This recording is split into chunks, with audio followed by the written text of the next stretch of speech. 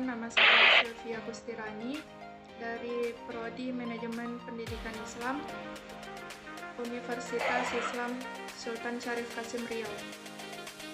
Di sini saya akan mewawancarai salah satu guru MTS Al-Khairiyah Ta'aruf Tegal,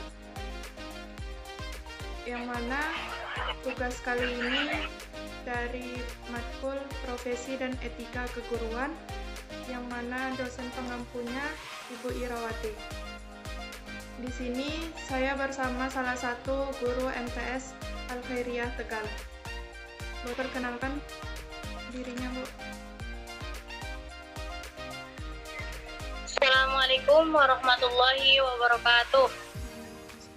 Perkenalkan, nama saya Vita Dwi Salsa. Asal saya dari Tegal.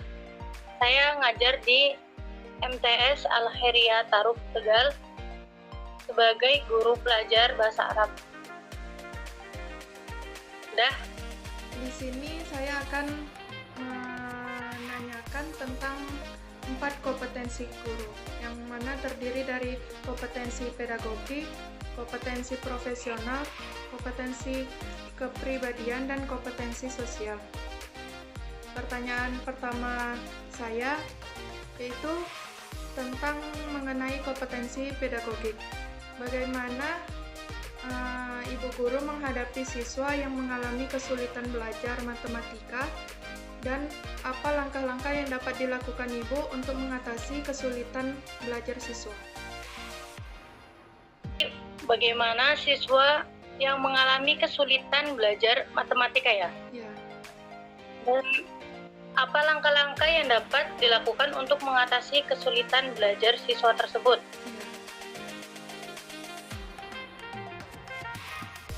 Menurut saya, guru dapat menghadapi siswa yang mengalami kesulitan belajar matematika. Ada beberapa dasar. Yang pertama, identifikasi kesulitan. Dan dimaksud identifikasi kesulitan itu melakukan diagnosis awal untuk mengetahui area spesifik di mana siswa mengalami kesulitan. Yang kedua, pemberian pendekatan individu, memberikan bimbingan belajar secara personal sesuai kebutuhan siswa. Dan yang ketiga, penggunaan metode belajar interaktif, yaitu menggunakan alat peraga atau teknologi seperti aplikasi belajar interaksi untuk membantu siswa memahami konsep. Berarti kalau buat pembelajaran sekarang ini itu kan banyak memakai proyektor, itu untuk mempermudah belajarnya siswa. Terus ada peningkatan motivasi. Peningkatan motivasi ini memberikan motivasi melalui pujian dan penghargaan atas setiap kemajuan yang dicapai. Jadi siapa siswa yang berprestasi, itu guru dapat memberikan mungkin hadiah gitu sebagai penghargaan untuk siswanya yang berprestasi. Terus yang kelima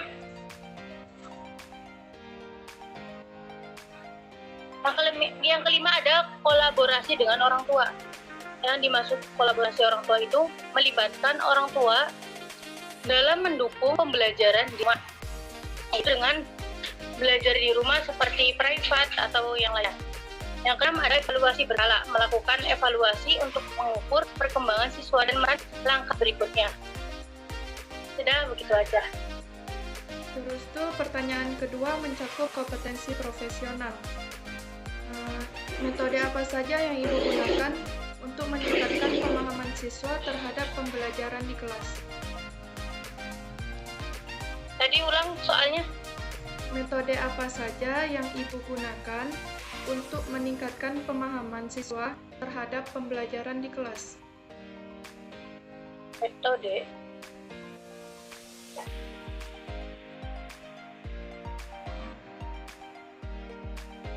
Metode apa saja yang digunakan untuk meningkatkan pemahaman siswa terhadap pembelajaran di kelas? ada beberapa metode yang dapat digunakan seorang guru untuk pembelajaran di kelas, yaitu ada metode diskusi, metode demonstrasi, terus problem based learning, ada metode praktik, dan ada metode pendekatan. Yang pertama, metode diskusi, yaitu membuat kelompok belajar agar siswa dapat saling berdiskusi dan bertukar ide.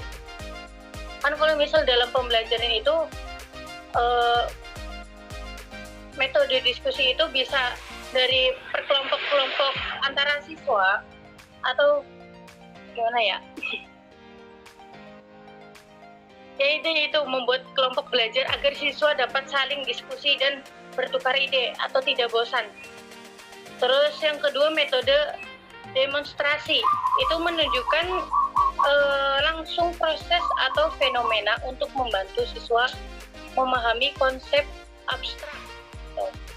Yang ketiga, problem based learning, yaitu memberikan studi kasus atau masalah yang harus diselesaikan siswa. Terus ada metode praktik, melibatkan siswa dalam praktik langsung agar mereka dapat memahami penerapan konsep. Pertanyaan selanjutnya. Belum. Ya udah.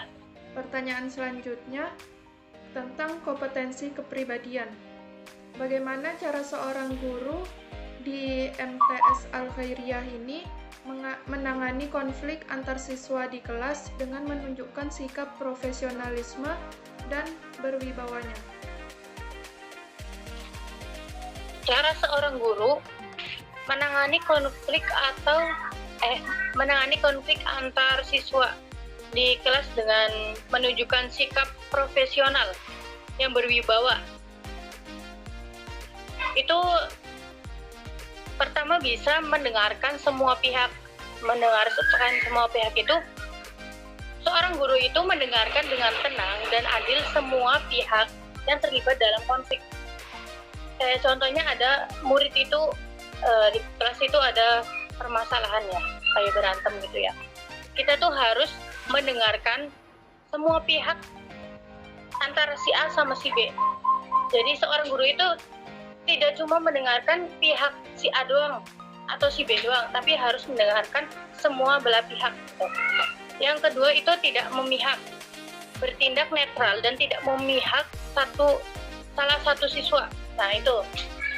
Jadi seorang guru itu tidak cuma berpihak ke salah satu siswanya aja kalau menangani masalah di kelas ya. Jadi seorang guru itu harus menanyakan semua belah pihak, bukan si B terus si A-nya itu nggak didengarkan oleh gurunya gitu. Terus penyelesaian dengan komunikasi, mengadakan diskusi bersama untuk mencari solusi yang disepakati. Selanjutnya memberikan pendidikan karakter, yaitu memberikan pemahaman kepada siswa tentang pentingnya menghormati dan bekerja sama. Ya, seorang guru itu harus menerapkan tentang pemahaman kepada siswa itu tentang pentingnya menghormati, yaitu menghormati sesama teman, menghormati sesama guru, dan harus selalu bekerja sama atau bekerja sama dalam suatu hal apapun. Terus menjadi teladan.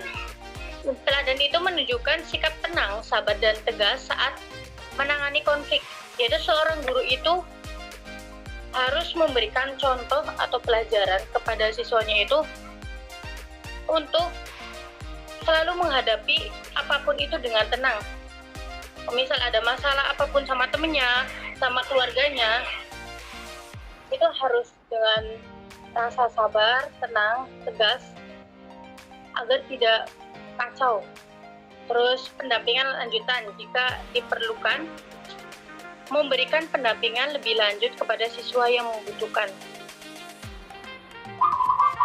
Baik, pertanyaan selanjutnya menyangkut tentang kompetensi sosial. Seorang guru harus mampu berkomunikasi dengan orang tua siswa untuk mendukung perkembangan akademik dan sosial anak. Bagaimana seorang guru dapat menjalin komunikasi yang efektif dengan orang tua siswa?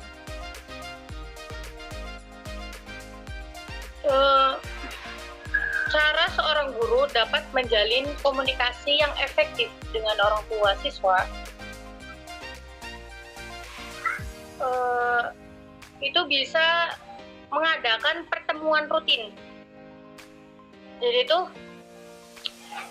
seorang guru itu bisa mengadakan pertemuan rutin kepada wali murid ya. Biasanya kan kalau di sekolah-sekolahan kayak saya sendiri di MTS kan, itu pertemuannya itu biasanya dalam satu tahun itu bisa bertemu 2 kali ya. Itu pas biasanya pengambilan rapot, itu bisa bertemu langsung kepada orang tua murid tersebut. Itu penyelenggaraan pertemuan dengan orang tua untuk membahas perkembangan siswa. Itu biasanya dalam pertemuan itu antara guru dan wali murid itu membahas tentang bagaimana perkembangan siswa gitu. Kan biasanya orang tua itu kayak bertanya ya, siswanya itu di kelas gimana perkembangannya gitu. Nanti di situ guru menjelaskan perkembangan siswa tersebut, terus mengarahkan yang benar lah gitu, mengarahkan baiknya kepada seorang guru kepada orang tua untuk membatasi kayak bermain gadget ya gitu. Terus ada komunikasi terbuka, memberikan akses kepada orang tua untuk bertanya atau berdiskusi melalui media seperti WhatsApp atau email. Dengan berkembangnya zaman ini, di sini itu banyak kayak antara orang tua sama guru itu berkomunikasi lewat WhatsApp ya. Biasanya kayak saya sendiri, biasanya ada orang tua yang kayak nge-WhatsApp saya, tanya tentang perkembangan anaknya di kelas gimana, terus anaknya di kelas nakal atau tidak.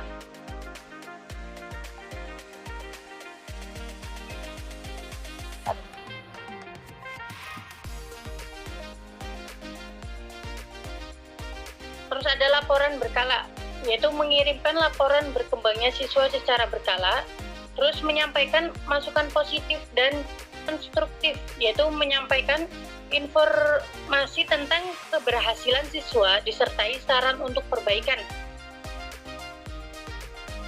Ada juga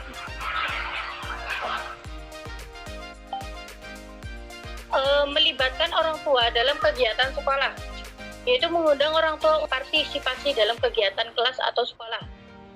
Ini dalam kayak misal ada kegiatan study tour atau kegiatan yang lainnya, kan biasanya manggil orang tuanya dulu ya, baiknya gimana, terus minta pendapat gitu ke orang tua. Terus empati dan kerjasama, yaitu menunjukkan perhatian orang tua dan mencari solusi bersama. Yang biasanya seorang wali murid itu menceritakan gimana kelemahan seorang muridnya gitu. Kayak misal, ini anak saya kurang bisa membaca, kurang bisa ini gitu kan. Memberikan itu, mengasih tahu kendala apa yang terhadap anaknya itu kepada gurunya. Udah. Mungkin cukup sekian pertanyaan dari saya. Terima kasih atas waktunya Ibu telah memberikan waktu luang untuk bisa menjawab pertanyaan-pertanyaan saya. Saya ucapkan terima kasih. Sekian proses wawancara bersama salah satu guru MTS Al-Khairiyah Ta'aruf Tegal. Wassalamualaikum warahmatullahi wabarakatuh. Terima kasih. Waalaikumsalam warahmatullahi wabarakatuh.